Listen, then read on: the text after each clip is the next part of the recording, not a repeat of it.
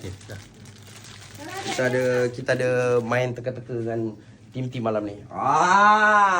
Jangan pilih dulu. Okey, sebenarnya kalau macam korang tengok, bukan untuk 2-3 hari ni paling laju Boyjan jual sofa collection baru yang harga 18,000 lebih. Betul?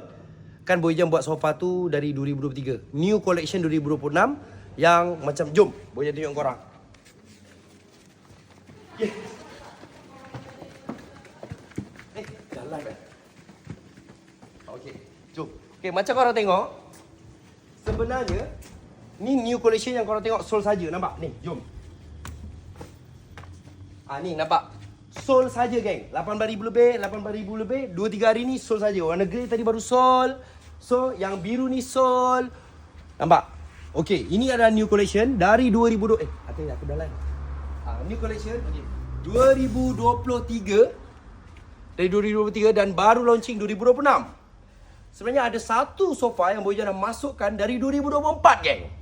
So malam ni dengan duit yang ada ni Boyjan nak teka dengan seller sekarang ni. Mari kumpul, mari. Kita nak bagi duit. Kalau dia kata seller boleh jumpa sofa tu. Okey, kalau dah jumpa jangan cakap dulu dah bagi hint lagi tu. Dah bagi hint. Okey, untuk seller kumpul. Ini serius untuk seller kumpul. Sumpah, kumpul dulu. Tak ada yang nak main Yang lain yang jajan tak nak main Nak masuk. Mari.